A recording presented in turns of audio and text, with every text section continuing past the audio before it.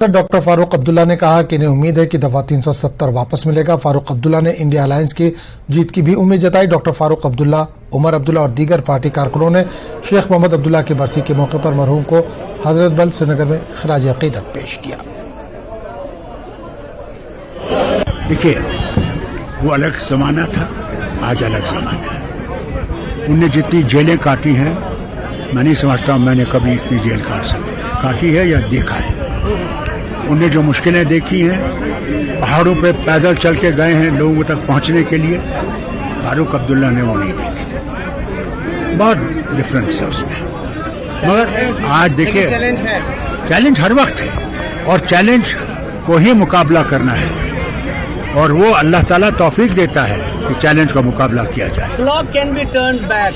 हमने You see, the question is whether clock can be turned back. 370 को You see, the question is whether 370 turns back or not. We will continue to fight for it. This party will continue to fight for it forever till it is restored to the people of the state. India से कितनी उम्मीदें हैं मुल्क में? देखिए, अल्लाह अगर हमारी नियत सही होगी तो ऊपर वाला भी मदद करेगा और हम लोग जरूर जीतेंगे। इस्लाम साहब जी, हमने जो लद्दाख में सिंबल को लेके देखा, क्या आप देख रहे हैं कि ऐसा कुछ सुप्रीम कोर्ट में हो जाए? देखिए, उम्मीद तो वही है।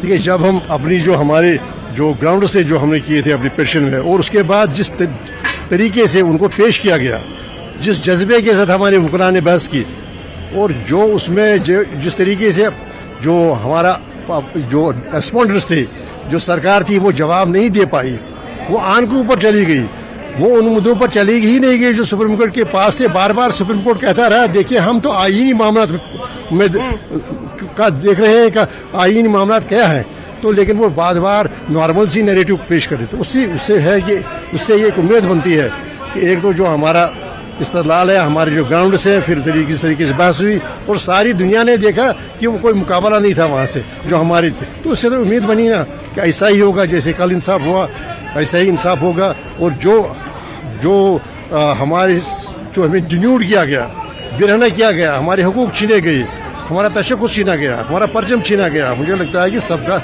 हमें उम्मीद है कि इंसाफ होगा और ऐसा ही कुछ फैसला होगा। लेकिन बाकी तो हम तो बहस कर सकते थे, हम तो सिर्फ पेश कर सकते थे अपना मामला।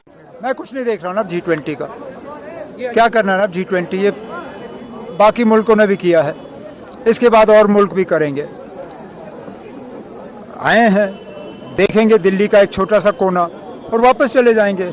कम से कम इस बहाने दिल्ली में जो मैंने पढ़ा, कोई 4200 करोड़ खर्च हुए हैं सिर्फ दिल्ली को G20 के लिए तैयार करने के लिए।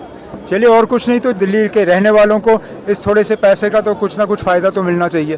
क्या इनके पास 2/3 बहुमत है पार्लियामेंट में? अगर है तो चेंज करके दें। ये कोई मामूली बात नहीं है नाम चेंज करना। इसके लिए आपको मुल्क का आईन बदलना होगा। अगर इतनी हिम्मत है तो लाइए, हम भी देखें कौन इसमें आपका सपोर्ट करेगा मुल्क का नाम बदलने में।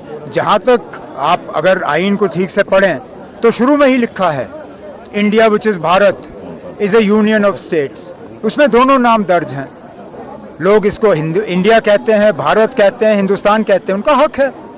अब मोदी साहब इंडिया नहीं इस्तेमाल करना चाहते, ना करें, लेकिन आईन से वो हटा नहीं सकते। Let us assume that the supreme court judgment will come before the assembly elections. Let's see what the Supreme Court has to say on this matter. The Supreme Court raised some very pertinent questions on the whole process. DGP Dilbag Singh ने PoK में मौजूद दहशतगर्दों को सख्त पैगाम दिया। इन्होंने किश्तवाड़ दौरे के दौरान कहा कि पीओके में मौजूद दहशतगर्द हमारी पहुंच से बाहर नहीं, हम पीओके में मौजूद दहशतगर्दों को निशाना बना सकते हैं। इन्होंने पाकिस्तान की तरफ इशारा करते हुए कहा कि दहशतगर्दी को हवा देने वालों की खैर नहीं। डीजीपी दिलबाग सिंह ने कहा कि किश्तवाड़ जिले में सिर्फ चंद दहशतगर्द रह गए हैं और उनका भी जल्द ही खात्मा कर दिया जाएगा। आप वैली टारगेट रही है मगर रहेगी नहीं, ये बात बड़ी साफ तौर पे कह देना चाहते हैं। क्योंकि रिजौरी पुंछ में इन्होंने फिर से कोशिश करी कि मिलिटेंसी का बीज फिर से बोया जाए। उस बीज को नाश करने की कार्रवाई बड़ी सख्ती से चल रही है। रिजौरी के साथ क्योंकि आगे रियासी का एरिया लग जाता है, रजौरी के साथ वैली का एरिया लग जाता है, इसलिए इनकी कोशिश होती है कि उधर से इन्फिल्ट्रेशन करवा के पाकिस्तान की सरहद की तरफ से इस तरफ इनको रजौरी पुंछ के रास्ते से या फिर रियासी की तरफ या रियासी से होकर के आगे कश्मीर की तरफ या फिर जो डायरेक्टली इलाके लगते हैं उससे कश्मीर की तरफ चलाया जाए। काफ़ी लोग जो ऐसे इन्फिल्ट्रेट करके आए थे उनका खात्मा हो चुका है।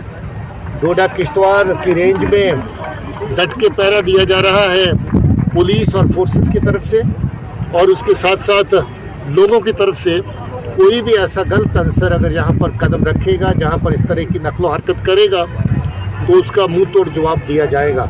इस वक्त जो सरहद के पार जहाँ के गद्दार बैठे हुए, जहाँ पर मिलिटेंसी की शाख फिर से जिंदा करना चाहते हैं, उनको ये क्लियर पैगाम देना चाहते हैं कि वो उस पार बैठ के भी आराम से नहीं बैठ पाएंगे, क्योंकि हम वहाँ तक भी पहुँचेंगे और जहाँ भी जो उनके नकलो हरकत करने वाले लोग हैं उनको हर तरीके से सख्ती से कुचला जाएगा।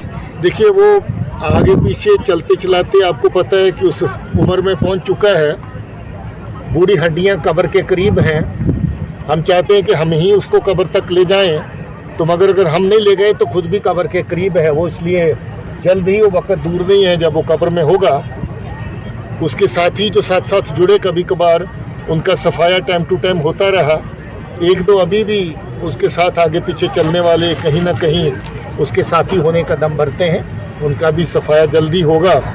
इसके अलावा जो आगे पीछे का एरिया इलाका जिसका आपने जिक्र किया है उसके ऊपर हमारी सख्त नज़र है, सब जगह पे कार्रवाई चल रही है। उनकी प्रॉपर्टी जो पार से बैठे गद्दारी जहाँ पर अपने लोगों के साथ कर रहे हैं उनको हमने निशाना बनाया है और आगे भी उनके खिलाफ सख्त कार्रवाई चलेगी।